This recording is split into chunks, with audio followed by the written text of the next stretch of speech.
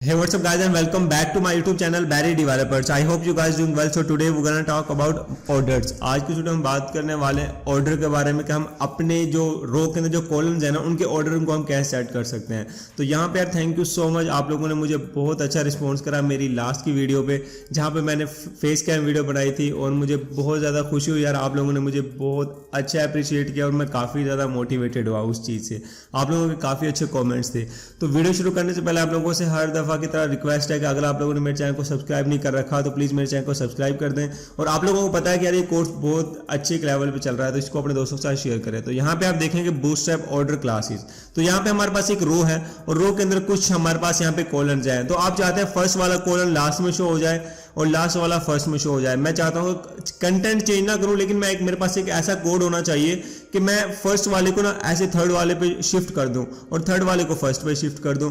तो वो बेसिकली हम किस तरह से कर सकते हैं, आज की वीडियो हम उसी के अबाउट थोड़ा डिस्कस करने वाले हैं, क्योंकि ये भी बहुत इंपॉर्टेंट टॉपिक है, बहुत इंपॉर्टेंट स्टेप्स है जो कि हमें आने चाहिए। बिकॉज अब आप देखना आपके पास एक कॉलम है फर्स्ट, उसमें हमने काफी ज्यादा कंटेंट लिख रखा। अब क्या आप उस कंटेंट को एक एक करके कॉपी करके लास्ट वाले पे लेके जाओगे, या फिर आप कुछ ऐसा हो जाए हमारे पास एक लाइन का कोड हो, हम वो अपने लास्ट वाले कॉलम में लिखें और वो फर्स्ट पे शिफ्ट हो जाए और फर्स्ट वाले पे लिखें वो थर्ड पे, फोर्थ पे, फिफ्थ पे या एंड पे कहीं भी शिफ्ट हो जाए। तो आज की वीडियो में आपको यही बताने वाला हूं और ये काफी इंपॉर्टेंट चीज है, मैं आपको बार बार बता रहा हूं। तो आप लोगों ने इसको जरा ध्यान से देखना है, क्योंकि इंटरव्यू में भी ये क्वेश्चन पूछा जाता है। इंटरव्यू के अलावा हम जो अपने प्रोजेक्ट्स बना रहे होते हैं उनमें भी ये काफी इंपॉर्टेंट रोल प्ले करता है बेसिकली।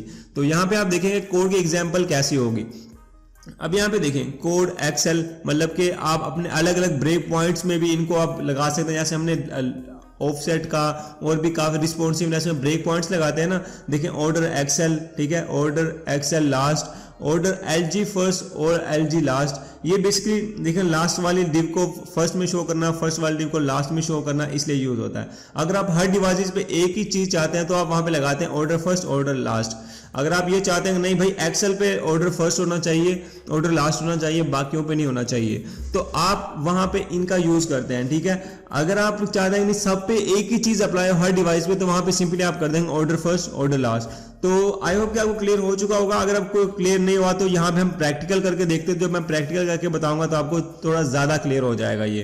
तो यहाँ पे आप देखें कि हम आ चुके हैं अपने कोड एडिटर में, और यहाँ पे अगर मैं आपको आउटपुट दिखाऊं, लास्ट की वीडियो में हमने ये वाला करके देखा था, तो इसको हम यहाँ पे सिंपली हटा देते हैं। और अब मैं यहाँ पे जो मेरी जो फाइल्स है, जैसे हमारी बूटस्ट्रैप की जो CSS की फाइल है उसको मैं यहाँ पे लिंक कर देता हूँ। सिंपली वो मैंने लिंक कर दिया और उसके बाद यहाँ पे हम अपना टाइटल सेट कर लेते हैं। लेट्स जैसे हमारे पास यहाँ पे है बैरी डेवलपर्स और ये मैंने अपना टाइटल सेट कर दिया है। उसके बाद मैं यहाँ पे आता हूँ एक कंटेनर, कंटेनर के अंदर एक रो के अंदर हम कुछ कॉलम्स बनाएंगे जिनके ऑर्डर्स वगैरह हम चेंज कर रहे होंगे बेसिकली। तो यहाँ पे मैंने कर लिया एक कंटेनर और कंटेनर के अंदर मैंने यहाँ पे एक ले लिया रो, और रो के बाद यहाँ पे हमारे पास कुछ कॉलम्स आने वाले हैं। जैसे हमारे पास यहाँ पे है कॉल 4, 5, 6, इस तरह से।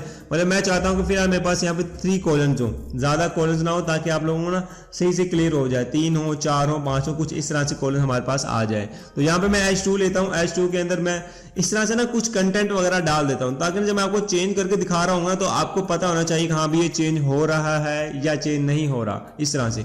तो इनको मैं कॉपी कर लेता हूँ, दोबारा पेस्ट कर लेता हूँ, एक दफा और दोबारा पेस्ट कर लिया मैंने यहाँ पे, और इनका कंटेंट को चेंज कर लेता हूँ थोड़ा। तो यहाँ पे जैसे मैंने कर दिया डिजिटल, और यहाँ पे आने के बाद मैं यहाँ पे कर देता हूँ जैसे let's suppose SEO, search engine optimisation basically, और यहाँ पे हम कर देते हैं जैसे HTML। बल्कि मैं ऐसे करता हूँ ना, स्टार्ट से हम HTML CSS बूटस्ट्रैप कुछ इस तरह से हम कर देते हैं। जैसे HTML हो गया वो और CSS हो गया वो, उसके बाद हम यहाँ पे कर देते हैं बूटस्ट्रैप हम यहाँ पे कर देंगे, और बूटस्ट्रैप के बाद यहाँ पे हम कर देते हैं जावास्क्रिप्ट, मतलब कि JS यहाँ पे हम टाइप कर देंगे, ताकि वो मतलब आपको पता है कि JS मतलब जावास्क्रिप्ट होता है यहाँ पे सिंपल। और कंट्रोल सेव कंट्रोल रिफ्रेश करूंगा तो यहाँ पे आप देखें कुछ इस तरह से आ चुका है। तो यहाँ पे जो बॉर्डर वाले क्लासेस थी वो भी मैं यहाँ पे अप्लाई कर देता हूँ। तो यहाँ पे हम जाते हैं अपने स्टाइल की फाइल में, इसको मैं यहाँ पे कॉपी कर लेता हूँ सिंपली, और यहाँ पे आके इनमें पेस्ट कर दूंगा हर कॉलम में, ताकि बॉर्डर लग जाए। और जब जब ये कंटेंट चेंज हो तो हमें सही से पता लगता रहे हाँ भी एक्चुअली में हमारा जो कंटेंट है वो चेंज हो रहा है। यहाँ पे कंट्रोल सेव कंट्रोल रिफ्रेश, तो यहाँ पे आप देख सकते हैं हमारे पास बॉर्डर लग चुका है। लेकिन अब बॉर्डर के अलावा यहाँ पे ना इनके कलर्स भी चेंज हो जाते, तो आई थिंक काफ़ी बेटर हो जाता। तो अब हमें इनको बल्कि कंप्लीटली हर कहीं पे इन्फो तो हम नहीं ना लगा सकते, हर कॉलम को मैं यहाँ पे ट्राई करता हूँ कि अलग अलग क्लास दे दूँ, अलग अलग बैकग्राउंड कलर दे दूँ। जैसे मैं यहाँ पे कर देता हूँ BG मतलब बैकग्राउंड इन्फो। अब बैकग्राउंड इन्फो मेरे पास यहाँ पे आ चुका, control R save, control R refresh. तो यहाँ पे आप देख सकते हैं ये मेरे पास एक बैकग्राउंड अप्लाई हो चुका है इस वाले कॉलम के अंदर, इस वाले डिव के अंदर। और इसके अंदर मैं एक और बैकग्राउंड कर देता हूं, जैसे दूसरे वाले के अंदर मैं बैकग्राउंड कर देता हूं primary, BG primary, control S save और कंट्रोल आर रिफ्रेश करता हूं। तो यहाँ पे आप देख सकते हैं मेरे पास ये भी अप्लाई हो चुका है। उसके बाद यहाँ पे मैं इस वाले को कर देता हूँ बैकग्राउंड डार्क, थोड़ा ब्लैक सा हो जाए, कंट्रोल एस सेव, ये डार्क होगा, control S save, control R refresh. तो यहाँ पे आप देख सकते हैं मेरे पास कुछ इस तरह से आ चुका है। और मैं ऐसा करता हूँ इनके ना सबके टेक्स्ट व्हाइट कर देता हूँ। जो टेक्स्ट यहाँ पे रो के अंदर आपने आना है टेक्स्ट व्हाइट, तो सबके कलर चेंज हो जाएंगे, control S save, control R refresh. लेकिन एक प्रॉब्लम है, जो हमारे पास बूटस्ट्रैप है वो नजर नहीं आएगा। तो यहाँ पे हम ऐसा करते हैं कि या तो मैं उसको जाके टेक्स्ट डार्क देता हूँ या सब में जाके टेक्स्ट व्हाइट कर देता हूँ। तो अब मैं ऐसा करता हूँ कि मैंने टेक्स्ट व्हाइट कर देता हूँ, इसमें भी कर देता हूँ और इसमें भी कर देता हूँ टेक्स्ट व्हाइट और इसमें भी कर देता हूँ text white, control S save और कंट्रोल आर रिफ्रेश। तो अब आप यहाँ पे देख सकते हैं मेरे पास कुछ इस तरह से आ चुका है। अब आप चाहते हैं कि जो HTML है ना वो बूटस्ट्रैप की जगह पे आ जाए या जावास्क्रिप्ट की जगह पे आ जाए, तो उसको आप बेसिकली किस तरह से इंप्लीमेंट कर सकते हैं। या आप चाहते हैं जो जावास्क्रिप्ट है वो फर्स्ट वाले ऑर्डर पे आ जाए, इसमें काफी ज्यादा कंटेंट हो सकता है, ठीक है। यहाँ तो हमारे पास जस्ट एक हेडिंग है ना, हेडिंग को हम सिंपली चेंज कर सकते हैं, इसमें और भी काफी कंटेंट हो सकता है। तो सिंपली आपने आना लिखना है यहाँ पे ऑर्डर फर्स्ट। अब यहाँ पे देखो order first, control R save, control R refresh करता हूँ, यहाँ पे देखो वो फर्स्ट पे आ चुका है। अब मैंने लास्ट वाले डिव को ये कहा था कि ऑर्डर फर्स्ट, मतलब हमने उसको ऑर्डर दे दिया कि भाई फर्स्ट पे चले जाओ, तो वो सिंपली हमारे पास फर्स्ट पे चला गया, इस तरह से फर्स्ट पे शिफ्ट हो गया वो। अब जैसे मैं यहाँ पे इसको करता हूँ order last, control S save और कंट्रोल आर रिफ्रेश करता हूँ, तो अब आप यहाँ पे देखना कि मेरे पास ये लास्ट में चला गया। तो बेसिकली इस तरह से ये चीजें वर्क कर रही होती है। ऑर्डर हम उनको दे रहे होते हैं, मतलब ऑर्डर देना बेसिकली, ऐसे मैं आपको एक ऑर्डर दे रहा हूँ किसी भी चीज का, जैसे हुकूमत मतलब नीचे वाले बंदों को ऑर्डर देती है तो वो काम हो जाता है। तो इस तरह से बेसिकली इनको ऑर्डर हम देते हैं तो वो उस ऑर्डर पे काम करते हैं। अब जैसे मैंने लास्ट वाले ऑर्डर को कहा कि फर्स्ट पे जाओ, तो वो फर्स्ट पे चला गया। फर्स्ट वाले ऑर्डर को मैंने कहा कि भाई लास्ट पे जाओ, तो वो लास्ट पे चला गया। बेसिकली हम उनको एक ऑर्डर दे रहे होते हैं, तो वो हम किस तरह से करते हैं।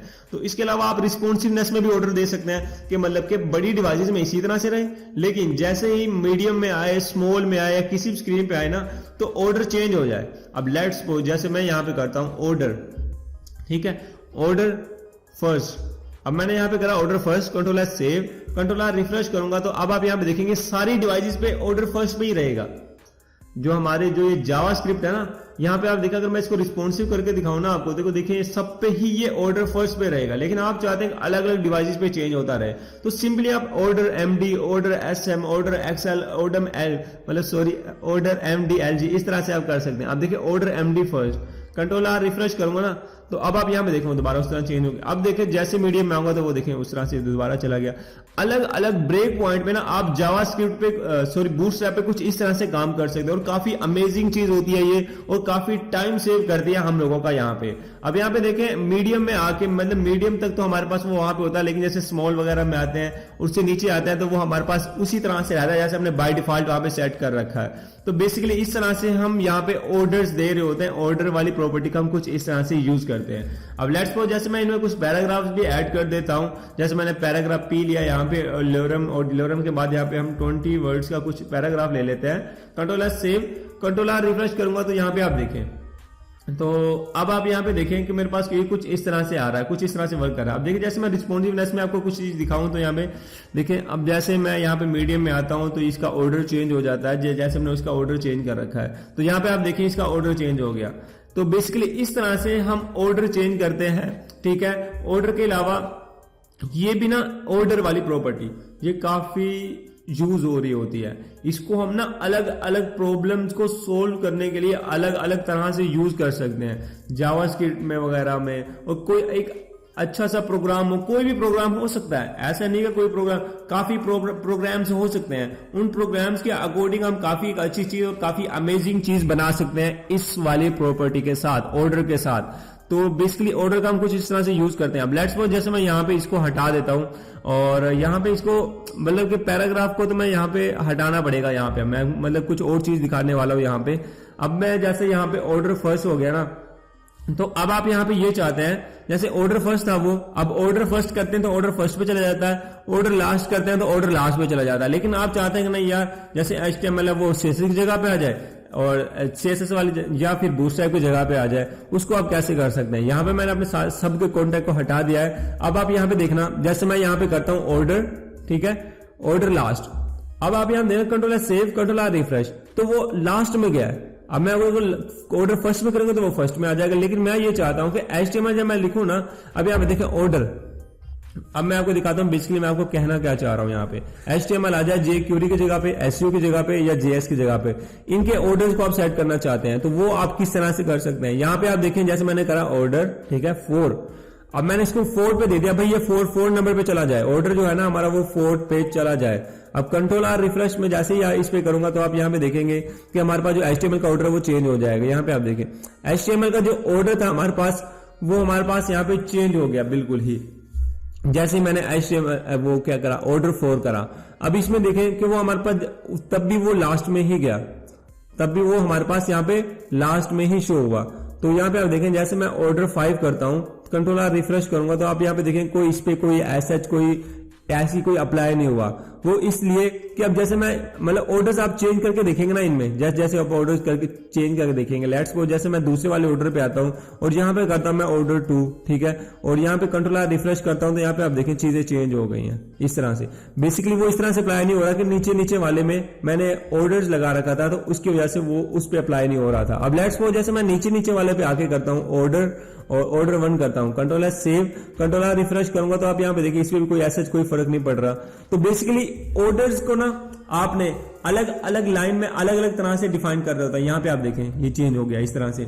तो आपने ऑर्डर, ये आपके साथ प्रॉब्लम इसलिए आएगी कि आपने ना पहले कॉलम्स को देख लेना है कि अगर आपके पास 3 कॉलम है ना, 3 कॉलम के रह के अंदर ही आपने ऑर्डर देना है। मतलब फर्स्ट ऑर्डर को 3 पे करना है ना, तो अगर 2 पे करना है तो ऑर्डर 2, तो वो ऑर्डर 2 पे चेंज हो जाएगा। तो इस तरह से आपने इन चीजों को अप्लाई करना है। आई होप कि आपको क्लियर हो चुका होगा। अगर आपको कोई चीज समझ नहीं आए तो नीचे आप मुझे कमेंट सेक्शन में बता सकते हैं। तो मिलते हैं नेक्स्ट वीडियो में।